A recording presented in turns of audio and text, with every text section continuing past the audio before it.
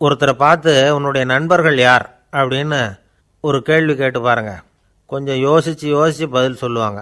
அவங்கக்கிட்டேயே உன்னுடைய எதிரிகள் யார் அப்படின்னு கேளுங்க, கடகடன்னு ஒப்பிச்சிருவாங்க.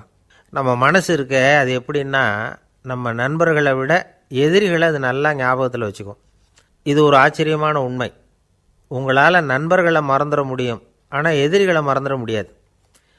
இது ஒரு வேடிக்கையான நிலைமை தான்.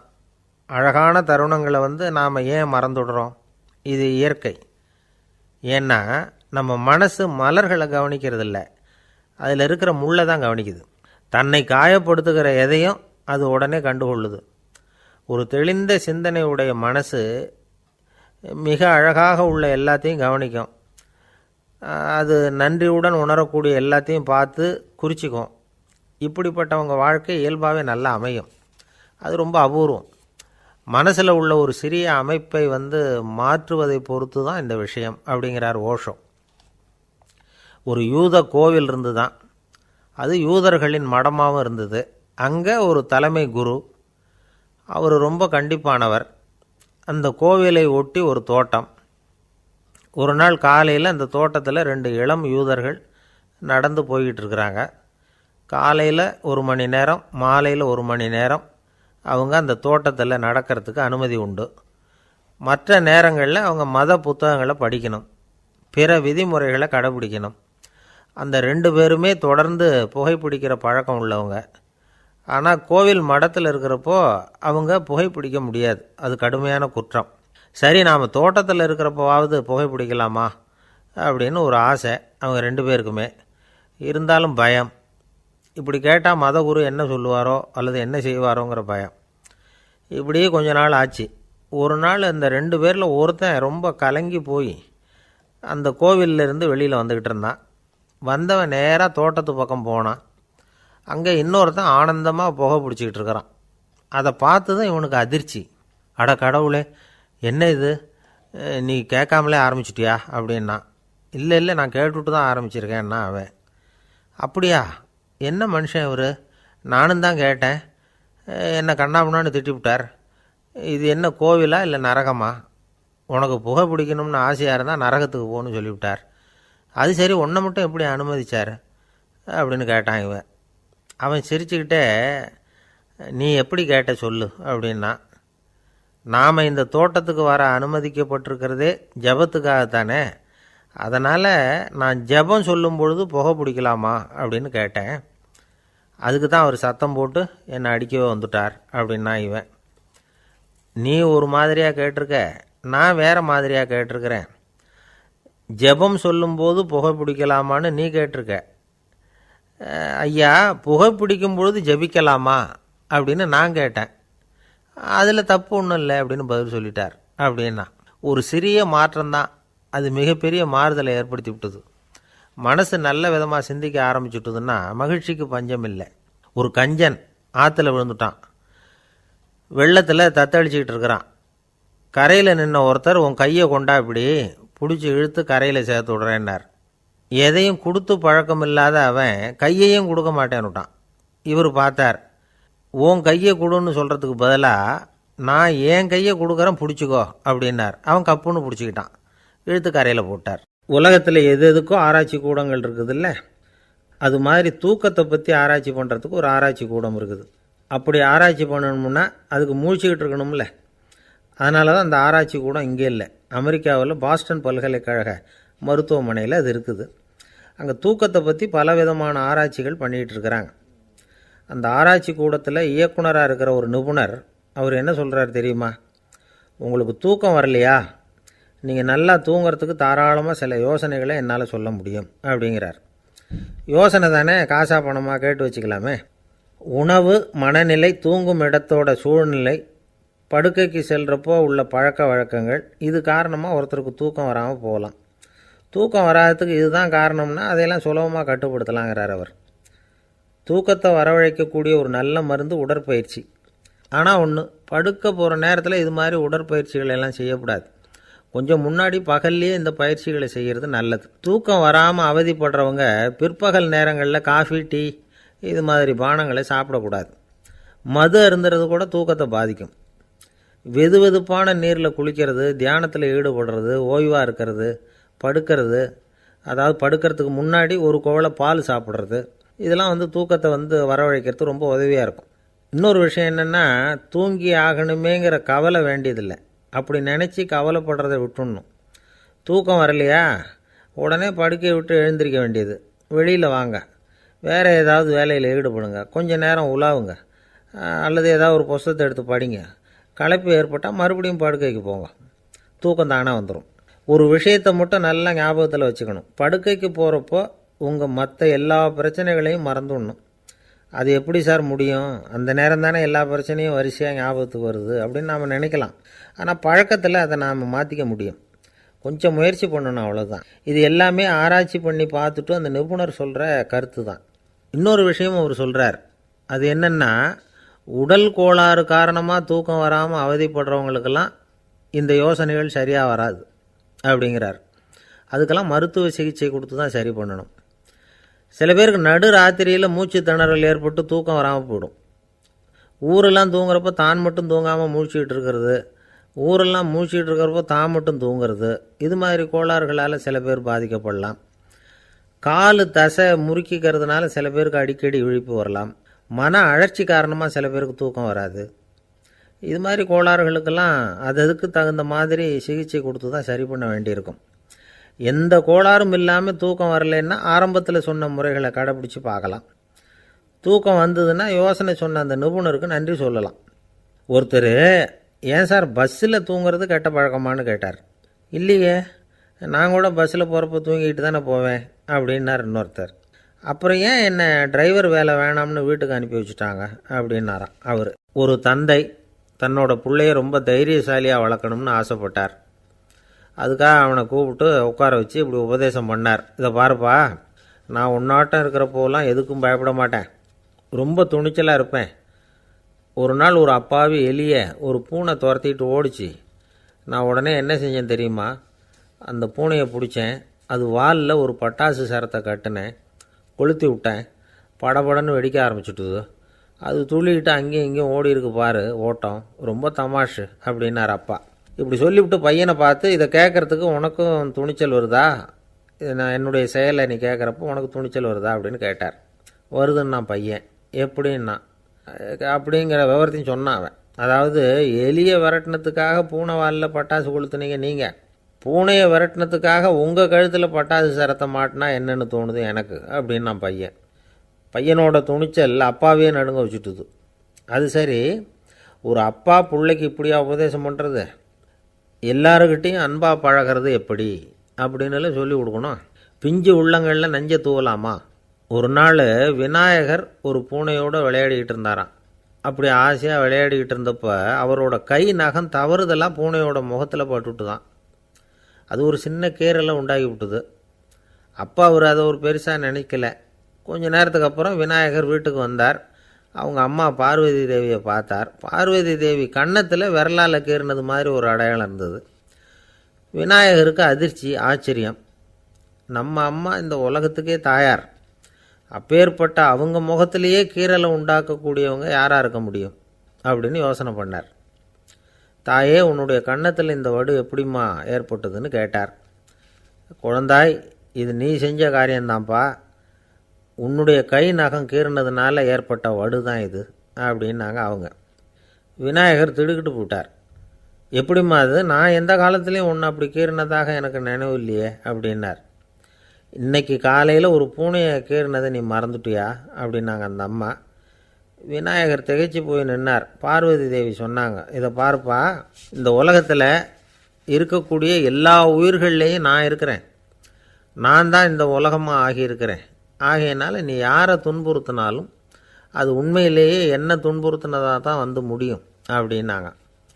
விநாயகர் மனசுக்குள்ளே ஒரு வெளிச்சம் ஏற்பட்டு தான். அதுக்கப்புறம் அவர் யாரையுமே கல்யாணம் பண்ணிக்காததுக்கு அதுதான் காரணமாக. இந்த உலகத்தில் எல்லாரையும், இங்கே இருக்கிற எல்லாத்தையும் தாயின் வடிவமாக அவர் பார்க்க ஆரம்பிச்சிட்டாராம். குருதேவர் ராமகிருஷ்ணர் இந்த கதையை எடுத்து சொல்லியிருக்கிறார். நபிகள் நாயகம் ஒரு தடவை ஒரு நாற்காலியில் உட்காந்து என்னமோ யோசனை பண்ணிகிட்டு இருந்திருக்கிறார். அப்போ அவரோட உடையில் ஒரு கீழ்ப்பகுதி தரையில் படிஞ்சு கிடந்திருக்குது. அங்கே விளையாடிக்கிட்டு இருந்த ஒரு பூனை அது மேலே வந்து படுத்து தூங்கி போச்சு. தொழுகை செய்ய வேண்டிய நேரம் வந்துட்டது. நபிகள் நாயகம் எழுந்திருக்க பார்த்தார். அப்போ தான் பூனை தன்னோட உடை மேலே படுத்து தூங்கிட்டு இருக்கிறது கண்ணில் படுது. பூனையோட தூக்கத்தை கலைக்க விரும்பல அவர். தன்னுடைய சகோதரியை கூப்பிட்டார். ஒரு கத்திரிக்கோல் எடுத்துகிட்டு வர சொன்னார். பூனை படுத்திருந்த உடைப்பகுதி மட்டும் இருக்குல்ல, அதை மட்டும் அதோட கத்திரிச்சு விட்டுட்டு அதுக்கப்புறம் அவர் எழுந்திரிச்சு தொழுகைக்கு போனாராம். அதாவது பிற உயிர்கள்கிட்ட எப்படி அன்பு காட்டணுங்கிறத பெரியவங்க எவ்வளவோ விதத்தில் நமக்கு எடுத்து காட்டியிருக்கிறாங்க. இருந்தாலும் எத்தனை பேர் மனசில் அதெல்லாம் உரைச்சிருக்குது. நாமளும் நம்ம ட்ரெஸ்ஸு மேலே ஒரு பூனை படுத்திருந்தா ஒரு கத்திரிக்கோலை தான் தேடுவோம், எடுத்துகிட்டு வர சொல்லுவோம். துணியை வெட்டுறதுக்கு பதிலாக இல்லை அதோட வாழை வெட்டினா என்ன அப்படின்னு தோணும். ஒரு ஆள் ரொம்ப பிரியமாக ஒரு பூனையை ஆற்றுல குளிப்பாட்டிக்கிட்டு இருந்தானா. எப்படி? அந்த பூனையை ஆற்று தண்ணியில் அமுக்கி அமுக்கி குளிப்பாட்டிக்கிட்டு இருக்கிறான். அந்த வழியாக போன பெரியவர் ஒருத்தர் இதை பார்த்தார். இதை பார்ப்பா, பூனையை அது மாதிரி ஆற்று தண்ணியில் அமுக்கி குளிப்பாட்டாத, மூச்சு திணறி செத்து போடும் அப்படின்னு அட்வைஸ் பண்ணார். நீ போய் அவன் வேலையை பார்த்துக்கிட்டு, எனக்கு எல்லாம் தெரியும்னா இவன். சரின்னு அவர் போயிட்டார். கொஞ்ச நேரம் கழித்து அவரே அந்த வழியாக திரும்பி வந்துக்கிட்டு இருந்தார். ஆற்றுல பூனையை குளிப்பாட்டிக்கிட்டு இருந்தவன் அழுதுகிட்டு உட்காந்துருக்கிறான். பக்கத்தில் அந்த பூனை செத்து கிடக்குது. இதை பார்த்தார் பெரியவர். நான் தான் அப்போவே சொன்னேனே அந்த பூனையை ஆற்றுல நினைக்காதேன்னு, அதை கேட்டிருந்தா அப்படி ஆயிருக்குமா அப்படின்னார். அந்த ஆள் கோபமாக இவரை முறைச்சி பார்த்தான். அட போய்யா, இந்த பூனை ஆற்றுல குளித்ததுனால ஒன்றும் செத்து போகல, குளித்ததுக்கு அப்புறம் அதோட உடம்பு ஈரமாக இருக்குதுன்னு அதை புழிஞ்சேன், அதனால தான் இப்படி ஆயிட்டுது அப்படின்னு நானா. ஏங்க எங்கே போயிட்டு வரீங்க அப்படின்னு கேட்டேன். எனக்கு வேண்டப்பட்ட ஒருத்தரை பார்த்து. ஆஸ்பத்திரிக்குன்னார். எந்த ஆஸ்பத்திரிக்குன்னே? மாட்டு ஆஸ்பத்திரிக்குன்னார். என்ன விஷயம்னே? மாமனாருக்கு உடம்பு சரியில்லை, அதுதான் மாட்டு ஆஸ்பத்திரிக்கு போயிட்டு வரேன்னார். அட பாவி, அதுக்கு அந்த ஆஸ்பத்திரிக்காக போவாங்க அப்படின்னு ஆச்சரியமா. அட அது இல்லைப்பா, முதல்ல எங்கள் குடும்ப டாக்டர் தான் தேடிக்கிட்டு போனேன். அவர் அந்த நேரத்தில் அவர் வளர்க்குற நாய்க்குட்டிக்கு உடம்பு சரியில்லைன்னு சொல்லி அதை தூக்கிக்கிட்டு மாட்டு ஆஸ்பத்திரிக்கு போயிட்டாராம் சொன்னாங்க. அதனால் அங்கே போய் அவரை சந்தித்து விஷயத்தை சொல்லிவிட்டு வர்றேன்னார். அப்புறம் தான் எனக்கு கொஞ்சம் நிம்மதியாக இருந்தது. பொதுவாக நமக்கு தெரிஞ்ச வரையில் டாக்டர்கள் 2 வகை. நமக்கு வைத்தியம் பண்ணுற டாக்டர்கள் ஒரு வகை, நம்மக்கிட்ட இருக்கிற ஆடு மாடு கோழிக்கு வைத்தியம் பண்ணுற டாக்டர்கள் ஒரு வகை. இப்போ தான் எனக்கு தெரியும் இன்னொரு வகையான டாக்டர்களும் உண்டுங்கிறது. அது யாருன்னா பூச்சிகளுக்கு வைத்தியம் பண்ணுற டாக்டர்கள், அதாவது பூச்சி டாக்டர்கள். வெளிநாடுகளில் அப்படிலாம் கூட சில பேர் இருக்கிறாங்க. பிரிட்டனில் யார்க்ஷயர் வட்டாரத்தில் ராதர்ஹாம் அப்படின்னு ஒரு ஊர். அங்கே ஒரு விலங்கியல் மருத்துவர், பேர் டாக்டர் லான்ஸ் ஜெப்சன். அவர் ஆஸ்பத்திரி வாசலில் பார்த்தீங்கன்னா தினமும் நிறைய பேர் நின்றுக்கிட்டு இருப்பாங்க. கையில் கண்ணாடி குடுவை, தகர டப்பா இப்படி ஏதாவது இருக்கும். அதுக்குள்ளே ஏதாவது பூச்சிகள் இருக்கும். அதுக்கு வைத்தியம் பண்ணுறதுக்காக வந்தவங்க தான் அவங்கெல்லாம். சிலந்தி பூச்சி, பல்லி, தேளு, பாம்பு இப்படி ஏதாவது இருக்கும். பொழுதுபோக்காக சில பேர் நாய், பூனை, கிளி, மைனா, புறா இப்படி ஏதாவது வளர்க்குறாங்கல்ல, அது மாதிரி இப்போல்லாம் தேளு, பல்லி, பாம்பு, பூச்சி இதையெல்லாம் வளர்க்க ஆரம்பிச்சிட்டாங்களாம். இது ஒரு புது ஃபேஷன்.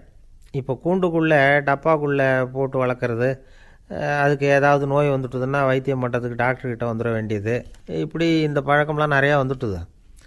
ரத்தம் உறிஞ்சிற அட்டைகள் கூட இவங்ககிட்ட வைத்தியத்துக்கு வருதான். சிலந்திகளில் செங்கால் சிலந்தின்னு ஒரு வகை. மத்திய அமெரிக்க காடுகளில் இது அதிகம். சிலந்திகள்லேயே ரொம்ப விலை உசந்தது இந்த ரகம்தான். கால்களில் சிவப்பு கோடுகள் இருக்கும். இந்த இனம் இப்போ குறைஞ்சிக்கிட்டே வர்றதுனால சர்வதேச விதிகளின்படி இவற்றின் ஏற்றுமதி இறக்குமதிக்கு தடை விதிக்கப்பட்டிருக்குது. அதனால் இதை வளர்க்குறவங்க வீட்டுக்குள்ளேயே இனவிருத்தி மூலமாக பெருக்கி விற்பனை பண்ணிட்டு வராங்களாம். அந்த வகை சிலந்திகள் தான் இப்போ வைத்தியத்துக்கு அதிகமாக வருதான். சரி, இதுக்கெல்லாம் எப்படி வைத்தியம் பண்ணுறாங்க? முதல்ல அதை குளிர்பதன பெட்டியின் வழுவழுப்பான சுவரில் விட்ட உடனே அதெல்லாம் மெதுவாக இறங்கி வரும். அப்போ அதன் நோயை கண்டுபிடிக்கிறது சுலபம். அப்புறம் அதுக்கு கிருமிகளை கொல்லக்கூடிய மருந்துகளையோ வலி நிவாரண மருந்துகளையோ கொடுப்பாங்க. கால் உடைஞ்ச சிலந்திகளுக்கு பசையை கொண்டு ஆப்ரேஷன் பண்ணுவாங்க. சில சிலந்திகளுக்கு உடைஞ்ச காலை எடுத்துட்டா புதிய கால் வளர்ந்துடும். சிலந்திகளை மனிதர்கள் கையில் எடுக்கிறப்போ அது பயந்து போய் கீழே குதிக்குது. அதனால் கால் உடஞ்சி விடுது, இல்லைன்னா வயிறு சேதமடையுது. அந்த நிலைமையில் வர்ற சிலந்திகளுக்கு மயக்க மருந்து கொடுத்து ஆப்ரேஷன்லாம் கூட பண்ணுறாங்களாம். பார்த்தீங்களா பூச்சிகளுக்கு வந்த வாழ்வே. நம்ம ஊர்லேயும் வீடுகளில் பூச்சிகள் வளர்க்குறது உண்டு. ஒருத்தர் வந்தார், எனக்கு 3000 கரப்பாம்பூச்சி அவசரமாக தேவைப்படுது, எங்கே கிடைக்கும்னு கேட்டார். கரப்பாம்பூச்சியா, அது என்னத்துக்குன்னு கேட்டோம். அது வேறு ஒன்றும் இல்லை, நான் குடியிருக்கிற வாடகை வீட்டை காலி பண்ண போகிறேன். வீட்டு சொந்தக்காரர் என்ன சொல்கிறாருன்னா, இந்த வீட்டுக்கு நான் குடி வந்தப்போ எப்படி இருந்ததோ அதே நிலைமையில் விட்டுட்டு போகணும்னு வீட்டுக்காரர் சொல்லியிருக்கிறார், அதனால தான் கேட்டேன் அப்படின்னார். ஒரு ஆள் ராமகிருஷ்ணரை தேடி வந்தான். அவன் கையில் 1000 பொற்காசுகள் வச்சுருந்தான். அதை அவர்கிட்ட கொடுத்து இதை ஏற்றுக்கணும் அப்படின்னு ரொம்ப பணிவாக கேட்டுக்கிட்டான். அவர் பார்த்தார், இது எனக்கு தேவையில்லை, ஆனாலும் உன்னுடைய மனசை புண்படுத்துறதுக்கு நான் விரும்பலை, அதனால் நீ கொடுக்குறத வாங்கிக்கிறேன்னார். வாங்கிக்கிட்டார். அப்புறம் கேட்டார், இதை பாரு, இனிமேல் இதெல்லாம் என்னுடைய இது தானே அப்படின்னார். ஆமாம், அதையெல்லாம் நான் உங்களுக்கே கொடுத்துட்டேன் அவன். சரி, இப்போ நீ எனக்காக ஒரு காரியம் பண்ணணும்னார். என்ன செய்யணும்னு சொல்லுங்கன்னா, இந்த நாணயங்களையெல்லாம் எடுத்துக்கிட்டு போய் கங்கை நதியில் எரிஞ்சுட்டு வா அப்படின்னார். இவனுக்கு அதிர்ச்சியாக போச்சு. என்ன பண்ணுறது, இனிமேல் அது முடியாதுன்னு சொல்ல முடியாது. ஏன்னா அந்த நாணயங்களையெல்லாம் அவருக்கே கொடுத்துட்டான். இனிமேல் அதெல்லாம் இவனுடையது இல்லை. பேசாமல் அவ்வளவையும் அள்ளிக்கிட்டு ஆத்தங்கரைக்கு போனான். போனவன் ரொம்ப நேரம் திரும்பியே வரல. ராமகிருஷ்ணருக்கு சந்தேகம், என்ன ஆச்சு அந்த மனுஷனுக்கு, காசுகளோடு அந்த கங்கையில் குதிச்சுட்டானா, போகும்பொழுதே ஒரு மாதிரியாக தான் போனான், போய் என்னன்னு பார்த்துட்டு வாங்க அப்படின்னார். அங்கே இருந்த ஒருத்தர் ஓடி போய் பார்த்தார். அவர் போய் பார்க்கும்பொழுது அவன் அங்கேயே இருந்தான். அதுக்கப்புறம் அவர் திரும்பி வந்தார். வந்து விவரத்தை சொன்னார். அதாவது அவன் கங்கை கரையில் உட்காந்துக்கிட்டு ஒவ்வொரு நாணயமாக 1 2ன்னு எண்ணி எண்ணி வீசிக்கிட்டு இருக்கிறான். அவனை சுற்றி ஒரு கும்பல் நின்றுக்கிட்டு அவனை தடுத்துக்கிட்டு இருக்குது அப்படின்னு விவரத்தை சொன்னார் போயிட்டு வந்தவர். இதை கேட்டதும் ராமகிருஷ்ணரே புறப்பட்டு அங்கே போனாராம். என்ன இப்படி பண்ணிகிட்ருக்கிற, நான் உன்னை அந்த நாணயங்களை கங்கையில் வீசி எறிய சொன்னேன், நீ ஏன் அதை எண்ணிக்கிட்டு இருக்கிற அப்படின்னார். பழக்கம்தான் காரணம், நான் ஒவ்வொரு நாளும் ஒவ்வொன்றா சேமித்து வச்சேன். இன்றைக்கி என்கிட்ட நிறைய இருக்குது, உங்களுக்கு ஒரு 1000 நாணயங்களை கொடுக்கணுங்கிறது என்னோடய ஆசை அப்படின்னா. இப்போ ராமகிருஷ்ணர் சொன்னார், ஒரே நேரத்தில் எல்லாத்தையும் சம்பாதிச்சிருந்தா நீ எண்ணுறது பொருத்தமாக இருக்கும். எல்லாத்தையும் இழக்கும்போது ஒவ்வொன்றா எண்ணிக்கிட்டு இழக்கிறதுங்கிறது சரியான செயல் இல்லை. அதனால் ஒரே தடவையாக எல்லாத்தையும் தூக்கி எறிஞ்சிடும் அப்படின்னார். இது இழப்பது அப்படிங்கிற ஒரு உயர்ந்த நிலை. இதை நாம் யதார்த்த வாழ்க்கையில் சம்மந்தப்படுத்தி பார்த்து குழப்பிக்கிட்டு இருக்கக்கூடாது. இழக்கிறேன்னு சொல்லிக்கிட்டு இருக்கிற காசையெல்லாம் ஆற்றுலையும் குளத்துலையும் கொண்டு போய் எரிஞ்சிட்டு வாங்க அப்படின்னு உபதேசம் பண்ணுறதாக யாரும் நினச்சிடக்கூடாது. இதில் நாம் புரிஞ்சிக்க வேண்டியது என்னென்னா, எதையாவது ஒன்றை இன்னொருத்தருக்கு கொடுக்கணும் அப்படின்னு விருப்பப்பட்டால் அதை மனப்பூர்வமாக கொடுத்துடணும். கொடுத்துட்டு அதையே நினச்சிக்கிட்டு இருக்கக்கூடாது. நம்மால் ஒருத்தர் ஒரு 100 ரூபா நோட்டை தன்னுடைய நண்பர் ஒருத்தர்கிட்ட கொடுத்து, இது உனக்கு தான் வச்சுக்கோ அப்படின்னார். அவர் பார்த்தார், இது இனிமேல் எனக்கு தானே சொந்தம் அப்படின்னார். ஆமான்னார் அவர். அப்படின்னா எனக்காக நீ ஒரு உதவி செய்யணும்னார். சொல்லுங்கள் செய்கிறேன்னார் அவர். இந்த 100 ரூபா நோட்டை தீ வச்சு கொளுத்தி விடுன்னார். இவர் அதிர்ச்சியாகி அவரை பார்த்தார். இப்போ அவர் சொன்னார், நீ எனக்கு அன்பாக கொடுத்தது இது, இந்த நோட்டு கள்ள நோட்டுங்கிறது எனக்கு முன்னாடியே தெரியும், சீக்கிரம் கொளுத்தி விடு, அதுதான் நம்ம 2 பேருக்குமே நல்லது அப்படின்னாராம் அவர். பிரம்மத்தை அறிந்தவன் பிரம்மமாகிறான் அப்படின்னு ஒரு பெரியவர் பேசினார் ஒரு கோவிலில். தைத்திரிய உபனிஷத்து அப்படி சொல்லுதான். இதை கேட்கும் பொழுது நமக்கு ஒரு சந்தேகம் வரும். அது எப்படி, பிரம்மத்தை அறிந்தவன் பிரம்மம் ஆகிறான்னா, சிங்கத்தை அறிந்தவன் சிங்கம் ஆகிறானா, தோசையை அறிந்தவன் தோசை ஆகிறானா? இப்படிப்பட்ட சந்தேகம் நமக்கு வர்றதில் ஒன்றும் ஆச்சரியம் இல்லை, இது இயற்கை. இதுக்கும் அந்த பெரியவரே பதில் சொல்கிறார். சிங்கம் வேற, நாம் வேற. அதனால் சிங்கத்தை அறிந்தவன் சிங்கமாக மாட்டான். ஆனால் பிரம்மம் வேறு, நாம் வேறு இல்லை. அதனால் பிரம்மத்தை அறிந்தவன் பிரம்மமாகறான் அப்படிங்கிறது அவரோட விளக்கம். மனிதன் அவன்தான் தான் பிரம்மங்கிறது தெரியாதனால தான் அதை வேறு எங்கேயோ தேடிகிட்டு இருக்கிறான். கடைசியில் அது தான் தாங்கிறது புரிஞ்சுக்கிற பொழுது அவன் பிரம்மம் ஆகிடுறான். இதை விளக்கிறதுக்கு ஒரு உபநிஷத்து கதையே இருக்குது. நமக்கு தெரிஞ்ச கதை தான், ஆனால் அதை வேறு விதமான அர்த்தத்தில் விளையாட்டாக சொல்லிகிட்டு இருக்கிறோம். ஒரு சமயம் ஒரு 10 நண்பர்கள் ஒரு காட்டு வழியாக போய்கிட்டு இருக்கிறாங்க. குறுக்க ஒரு நதி, அதை கடந்து அடுத்த பக்கம் போகணும். எல்லோரும் ஒரு வழியாக கடந்து அடுத்த கரைக்கு போய் சேர்ந்துட்டாங்க. அங்கே போய் சேர்ந்ததுக்கப்புறம் எல்லோரும் பத்திரமா சேர்ந்துட்டோமா அப்படின்னு தெரிஞ்சுக்கிறதுக்காக எண்ணி பார்க்குறான் அந்த கூட்டத்து தலைவன். அவங்க மொத்தம் 10 பேர். ஆனால் அவன் எண்ணி பார்க்குறப்போ 9 தான் வருது. ஏன்னா அவன் தன்னை விட்டுவிட்டான். எதிரில் நிற்கிறவங்கள மட்டுமே எண்ணுறான். ஐயோ 10வது ஆள் எங்கேங்கிறான், பதறான். சரி நீ இரு நான் எண்ணி பார்க்குறேன்னு சொல்லிவிட்டு இன்னொருத்தன் வந்து என்றான். அவனும் தன்னை விட்டுட்டு என்றான். 9 தான் வருது. எல்லோரும் கொய்யோ முறையோன்னு கத்த ஆரம்பிச்சிட்டாங்க. அந்த சமயத்தில் ஒரு பெரியவர் அந்த பக்கமாக வர்றார். என்ன விஷயம்னு விசாரிக்கிறார். 10வது ஆள் 6 அடிச்சுட்டு போட்டுது அப்படின்னு சொல்லி இவங்க அழறாங்க. சரி அழாதீங்க அப்படின்னு சொல்லி அந்த தலைவனை பார்த்து இப்படி வாங்குறார். வர்றான். இப்போ எனக்கு முன்னாடி ஒரு தரம் எண்ணு பார்க்கலாம்ங்கிறார். 1 2 3ன்னு ஆரம்பித்து 9ல் வந்து முடிக்கிறான். உடனே பெரியவர் நீ தான் அந்த 10வது ஆள் அப்படிங்கிறார். இது உண்மை. நாம் தான் நம்மளை வேறு எங்கேயோ தேடிகிட்டு இருக்கிறோம். நாம் எங்கேயோ தேடிகிட்டு இருக்கிறோமே அந்த பிரம்மம் நாம் தான். இப்படி ஒரு பெரிய உண்மையை விளக்கிறதுக்காக தான் அப்படி ஒரு கதை சொல்லப்பட்டது. ஆனால் அதை வந்து நாம் வேறு விதமாக வேடிக்கையாக உபயோகப்படுத்திக்கிட்டு இருக்கிறோம். எப்படி தெரியுமா? ஒரு ஆத்தங்கரையில் ஒரு 10 பேர் முழிச்சுக்கிட்டே நின்றுக்கிட்டு இருந்தாங்களாம். அந்த பக்கமாக வந்த ஒருத்தன் ஏன் இப்படி முழிச்சுக்கிட்டு நிற்கிறீங்கன்னு கேட்டிருக்கிறான். எங்களுக்கு நீச்சல் தெரியாது, நாங்கள்லாம் அடுத்த கரைக்கு போய் சேரணும் அப்படின்னு நாங்களாம். சரி நான் கொண்டுட்டு போய் விடுறேன். எல்லாரும் அக்கறைக்கு போய் சேர்ந்த உடனே ஆளுக்கு ₹1 வீதமாக மொத்தம் ₹10 எனக்கு கொடுக்கணும் அப்படின்ட்டுருக்கான் இவன். சரின்னு ஒத்துக்கிட்டாங்க. இவன் ஒவ்வொருத்தராக கையை பிடிச்சி மெதுவாக ஆற்றுல இறக்கி அழைச்சிட்டு போயிட்டான். 9 பேரை கரை சேர்த்துட்டான். 10வது ஆள் பாதி ஆற்றுல போயிட்டு இருக்கிறப்போ திடீர்னு வெள்ளம் வந்துட்டுது. புடி நழுவி போச்சு. கையை விட்டுட்டான். வெள்ளம் அடிச்சிட்டு போட்டுது. அழைச்சிட்டு வந்தவன் நீச்சல் அடித்து தடுமாறி கரைக்கு வந்து சேர்ந்துட்டான். கரையில் இருந்தவங்களுக்கு இந்த விஷயம் தெரியாது. இருந்தாலும் இவன் உடம்பு பூரா நனைஞ்சி கொஞ்சம் அதிகமாக மூச்சு வாங்க நின்றுக்கிட்டு இருந்தானா, ஏன் இப்படி மூச்சு வாங்குது, என்ன விஷயம் அப்படின்னு கேட்டாங்களாம். அதுக்கு இவன் கொஞ்சமாக அலட்டிக்காமல் சொன்னானா, வேறு ஒன்றும் இல்லை, நீங்கள் கொடுக்க வேண்டிய ₹10 ₹1 குறைஞ்சி போச்சு அவ்வளவுதான் அப்படின்னானா. ஐயா, என்னுடைய நூல் வெளியீட்டு விழாவுக்கு அவசியம் நீங்கள் வரணும் அப்படின்னு கூப்பிட்டார் ஒருத்தர். எப்போ வரணும்னு கேட்டேன். அடுத்த வாரம்னார். சரி புத்தகம் தயாராகிட்டுதா அப்படின்னேன். நாளைக்கு தான் அச்சிக்க கொடுக்க போகிறேன்னார்.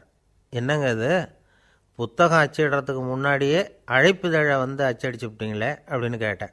அதனால் என்னங்க, அந்த காலம் மாதிரியா போடலாம், அச்சுக்கலை வந்து எவ்வளவோ முன்னேறியாச்சுங்க. லைனோ type, mono type, photo type, laser, இப்படி என்னென்னமோ வந்தாச்சு. இன்றைக்கி கொடுத்தா நாளைக்கே புத்தகம் தயார் அப்படின்னார். இப்படி இந்த அளவுக்கு முன்னேறி இருக்கிற இந்த அச்சுக்கலை ஆரம்பத்தில் எப்படி இருந்தது தெரியுமா? அந்த காலத்தில் காகிதம்னா என்னென்னே தெரியாது. அப்படி ஒன்று கண்டுபிடிக்கப்படவே இல்லை.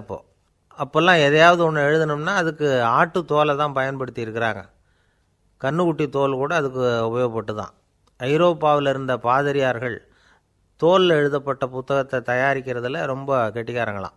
எகிப்து, அப்புறம் மத்திய தரைக்கடல் ஓரத்தில் உள்ள நாடுகள், இங்கெல்லாம் தோல் தான் எழுதுபொருளாக பயன்பட்டு வந்திருக்குது. ஆனால் நம்ம நாட்டில் ஓலைச்சுவடிகளை எழுத்துக்கு பயன்படுத்தியிருக்கிறாங்க. எழுதுறதுக்கு தோலை பயன்படுத்தினவங்க பிறகு பேப்பரைஸ் அப்படிங்கிற கோரை புல்லை வந்து அதுக்கு பயன்படுத்தினாங்களாம். இதெல்லாம் அப்படி கொஞ்சம் கொஞ்சமாக கண்டுபிடிச்சிட்டு வந்திருக்கிறாங்க. அந்த புல்லை வந்து கச்சிதமாக நறுக்க வேண்டியது, நல்லா பதப்படுத்த வேண்டியது, அதுக்கப்புறம் அதில் எழுத வேண்டியது, அவ்வளவுதான்.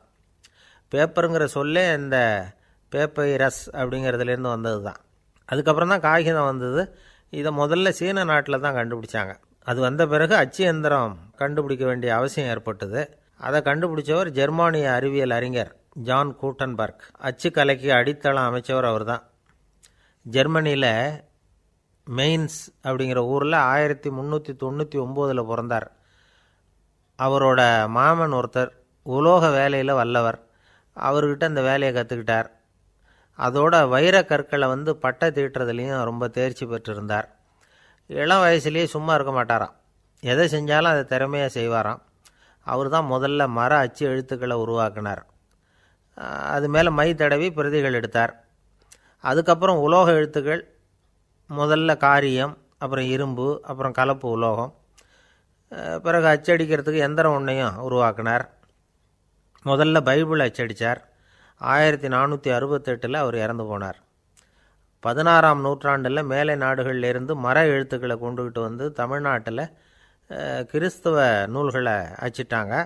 அப்போல்லாம் வந்து அச்சகங்கள் வந்து போதிய அளவுக்கு இங்கே இல்லை. அதுக்கு என்ன காரணம்னா, இந்தியர்கள் வந்து அச்சகங்களை நடத்தக்கூடாது அப்படின்னு சட்டம். 1835 வரைக்கும் அந்த சட்டம் வந்து நடைமுறையில் இருந்தது. இந்த நிலைமையில் அங்கேயும் இங்கேயுமா 1-2 அச்சகங்கள் ஆரம்பமாச்சு. 1713 தரங்கம்பாடியில் லூத்தரன் மிஷன் அச்சகம், அதே ஆண்டில் சென்னையில் SPCK அச்சகம், இது ரெண்டும் தான் இந்தியாவில் முதல்ல தொடங்கப்பட்ட அச்சகங்கள். ஆட்டுத்தோல்லையும் ஓலைச்சுவடியிலையும் எழுதப்பட்ட எழுத்துக்கள் இன்றைக்கி எங்கேயோ போயிட்டுது. ஆனால் நம்ம ஊரில் எழுத்தாளர்கள் நிலைமை தான் ஒன்றும் சொல்லிக்கிறது மாதிரி இல்லை. நம்ம ஆள் ஒருத்தர் சொன்னார், சார் நான் சொந்தத்தில் ஒரு அச்சாபீஸ் வச்சுருந்தேன், இப்போவும் வச்சுருக்கிறேன். அதனால் என்னுடைய படைப்புகளை புத்தகமாக வெளியிடுறதில் எனக்கு ஒன்றும் கஷ்டம் இல்லை. வருஷத்துக்கு ஒரு புத்தகம் எழுதி வெளியிட்டுருவேன். 15 வருஷமாக இலக்கிய உலகத்துக்கு இப்படி சேவை செஞ்சுக்கிட்டு வர்றேன். ஆனால் இந்த வருஷம்தான் வாசகர்கள் எனக்கு பாராட்டு விழா நடத்தியிருக்கிறாங்க அப்படின்னார். இந்த வருஷம் அப்படி என்ன விசேஷம் அப்படின்னு கேட்டோம்.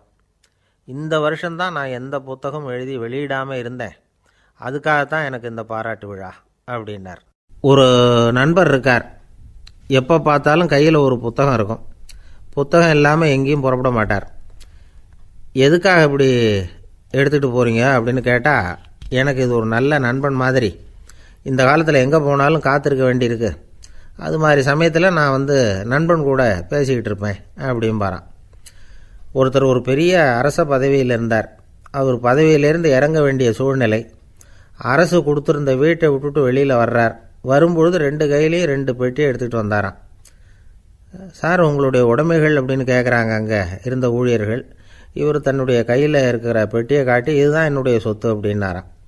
ஒரு பெட்டியில் அவருடைய உடைகள், இன்னொரு பெட்டியில் அவர் விரும்பி படிக்கிற புத்தகங்கள், அவ்வளோதான். இதுதான் இருந்துதான். புத்தகம் படிக்கிறது மனசுக்கு நல்லதுங்கிறது நமக்கு தெரியும். புத்தக வாசிப்பு உடம்புக்கும் நல்லதுங்கிறாங்க. அது நமக்கு ஆச்சரியமாக தான் இருக்குது. ஒரு நபர் ஒரு வருஷத்தில் சராசரியாக 2000 பக்கங்களை படிச்சிருக்கணுமா, யுனெஸ்கோ பரிந்துரை. ஆனால் நம்ம நாட்டில் நாம் சராசரியாக படிக்கிறது 32 பக்கங்கள், அவ்வளவுதான். இவ்வளவுக்கு நம்ம நாட்டில் 6000த்துக்கும் மேற்பட்ட நாளேடுகள், 2000த்துக்கும் மேற்பட்ட இதழ்கள், மலர்கள், இவ்வளவு இருந்தும் சரியாக வரல. இந்த உலகத்தில் முதல் நூலகம் எங்கே எப்போ ஆரம்பமாச்சு தெரியுமா? கிமு 2500ஆம் ஆண்டில் அது ஆரம்பமாயிருக்குது. பாபிலோனியாவில் அமில் அணு அப்படிங்கிற அரசன் தான் நூலகத்தை உருவாக்கியிருக்கிறான். அப்போல்லாம் தாள் கிடையாது, களிமண் தான். களிமண் பலகைகளில் எழுதி அது தொகுத்து அப்படியே நூலாக்கி அதை நூலகத்தில் வச்சுருப்பாங்களாம். அரசருடைய நூலகத்தில் 1000த்துக்கும் மேற்பட்ட நூல்கள் இருந்ததாக வரலாற்று குறிப்பு இருக்குது. அது மட்டும் இல்லை, அந்த நூலகத்தில் பொருள் வாரியாக, அதாவது சப்ஜெக்ட் வாரியாக புத்தகங்களை வகைப்படுத்தி வச்சுருந்தாங்களாம். அதில் மிச்சம் இருந்த ஒரு 25 களிமண் பலகை புத்தகங்கள் இன்றைக்கும் பிரிட்டிஷ் அருங்காட்சியகத்தில் இருக்குதான். அச்சு தாள் இதெல்லாம் ஏற்பட்டதுக்கப்புறம் அமைக்கப்பட்டது தான் பிரான்சில் இருக்கக்கூடிய பாரிஸ் நூலகம். 1480 பிரெஞ்சு மன்னர் 11ஆம் லூயி இந்த நூலகத்தை அமைச்சாராம். ஆனால் அப்போல்லாம் அரசர்கள் மட்டும்தான் நூலகத்தை பயன்படுத்த முடியுமா. அதுக்கப்புறம் 17ஆம் நூற்றாண்டில் இந்த முறை மாறி பொதுமக்கள் அங்கே போகலாம், படிக்கலாம் அப்படிங்கிற நிலைமை தான். போட்லியன் நூலகம் அப்படின்னு அதுக்கு பேர், பாரிஸ் நகரத்தில் இருக்குது. அங்கே தான் நூல்களின் பட்டியல் தயாரிப்பு பணி ஆரம்பமாச்சு. கல்வி வளர்ச்சியையும் நூலகத்தையும் இணைச்சவர் நெப்போலியன் போனபார்ட். முன்பணம் செலுத்தி புத்தகத்தை படிக்கிற முறையையும் அவர் தான் கொண்டுகிட்டு வந்தாராம். மக்கள்கிட்ட வசூலிக்கிற வரியின் ஒரு பகுதியை நூலகத்துக்கு பயன்படுத்தினவரும் அவர் தானா. நெப்போலியன் நூலகத்தில் உலகத்தில் உள்ள எல்லா மொழி நூல்களும் இருக்குதான். அங்கே ஒரு தமிழ் நூலும் இருந்திருக்குது. அது என்னென்னா கம்பராமாயணம். சோவியத் யூனியனுக்கு படையெடுத்து போனப்போ அங்கேருந்து லட்சக்கணக்கான புத்தகங்களை இந்த பனிச்சறுக்கு வாகனங்கள் இருக்குல்ல, அதில் கொண்டுகிட்டு வந்ததாக வரலாறு. அடுத்தபடியாக குறிப்பிட்டு சொல்லத்தக்க நூலகம் எதுன்னா பிரிட்டிஷ் நூலகம். மிக பழைய கையெழுத்து பிரதியெல்லாம் கூட அங்கே இருக்குது. 1753 ஆரம்பமாச்சு. அதில் உள்ள நூல்களை வரிசையாக அடுக்கினா 180 கிலோமீட்டர் நீளத்துக்கு வருமா. மிகப்பெரிய நூலகம் அமெரிக்க தலைநகர் வாஷிங்டனில் இருக்குதான். இந்தியாவை பொறுத்த வரைக்கும் பெரிய பழைய நூலகம் எதுன்னா கல்கத்தா நூலகம். எல்லா இந்திய மொழி நூல்களும் இங்கே உண்டு. மகாகவி பாரதியார் நடத்தின இந்தியாங்கிற இதழின் எல்லா பிரதிகளும் அங்கே பாதுகாப்பாக இருக்குது. படிக்கும் பழக்கம் இங்கே வளர வேண்டியிருக்குது. ஒருத்தர்கிட்ட ஒரு புஸ்தகத்தை கொடுத்து விமர்சனம் எழுத சொல்லியிருந்தாங்க. கொஞ்ச நாள் கழித்து அவரை போய் பார்த்து, என்னங்க புஸ்தகத்தை படித்து பார்த்தீங்களா அப்படின்னு கேட்டாங்களாம். இதுக்கு அவர் சொல்லியிருக்கிறார், இன்னும் நான் படித்து பார்க்கலிங்க, இப்போ தானே விமர்சனம்